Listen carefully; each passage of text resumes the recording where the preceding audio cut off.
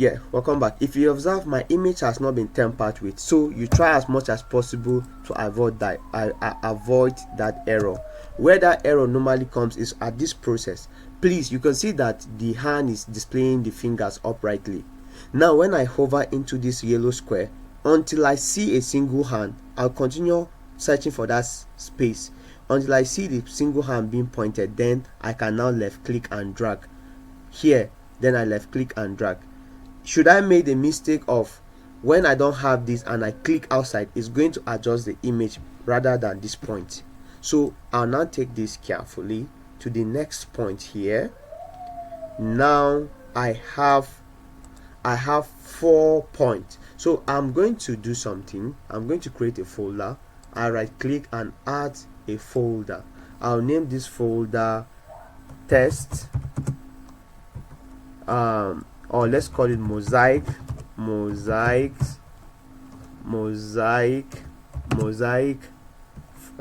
data.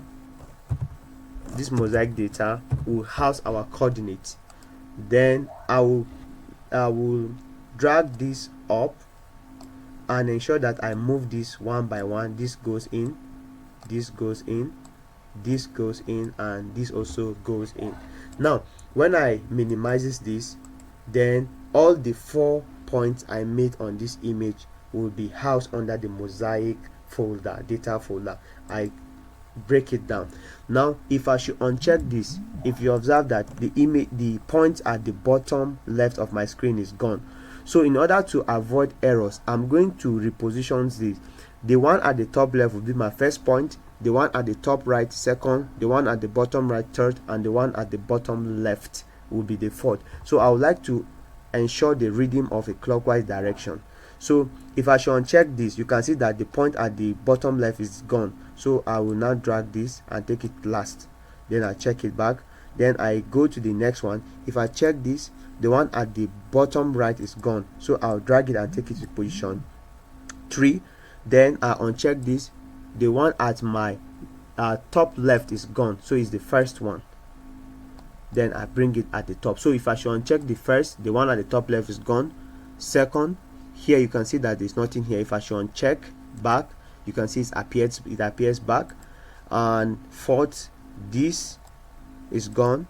And then the fourth point rather is here, is present here. So I'll check everything here.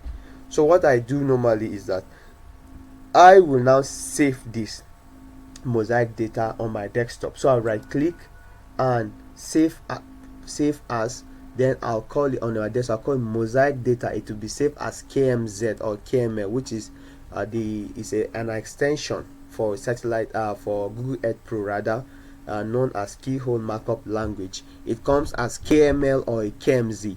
So why did I save it?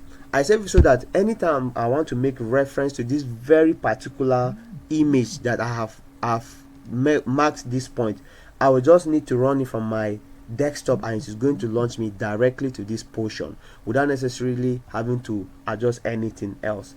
So let's explore these points. These are our reference points. Okay, I should have named it mosaic reference point, but there's no problem.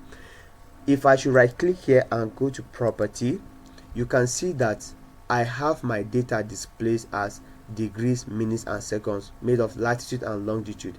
Now this is now our reference point. We are now going to save this image. Once we save it, we'll take it to ArcGis and then georeference it. Okay, so let me check my window and see. You see, we are still within the confines of that windows. That's why I have the window here to guide us.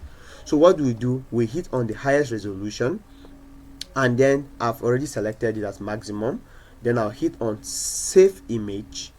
I will create a folder on my desktop as well. I will call this a new folder. Then let's call this test mosaics, and I'll hit on enter. Then I'll click this image. I'll give it as, I have variety whether to save it as JPEG or PNG. I'll save it as PNG. If you don't have PNG, just save it as JPEG, it's still fine. I'll hit it on A. This is image A, just like that. Then I hit on save. So depending on your network, if your network is strong, it saves it swiftly. Remember that this process has to be done with data. So I'm actually connected to my data. That's why I'm downloading this image. You can see that it's working very fast. Now the first image has been downloaded. I'll wait for the screen to load back. So I have had my first image downloaded. I've had my first image downloaded. I will minimize to explain something. Let's look for test mosaics and hit that running. Open. I'll open the image. Let's open the image. Now let's visualize into this image and see. Let's zoom in. You can now see that the image has a very high resolution. So supposing you have a large area of interest or study area, you repeat the same process. You can see this is the first point at the top right corner, and the first, the second, the third. Okay, the third is here, and then the fourth is here. So this is what we use as our reference point. So I wanted to do 4 points, but that will take much time of this video. Let's see how it goes. So let's go back to our Google Earth Pro.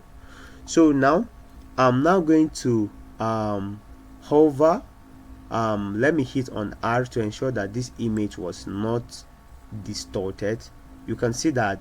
Make serious emphasis on this tilt and compass. So what you will do is you will use the arrows on your keyboard and just slowly looking at this point here and this point below here. I will slowly move rightward. Okay, so let me click. You have to click inward. I click here, then I'll now move this way. You can see the point is over here. So I'll move steadily without shaking nothing. So I move here. Once it reaches this point and I'm comfortable, I don't want it to get lost from this window here, then I stop. Then let's verify whether we're under our confines of our study area. Click here.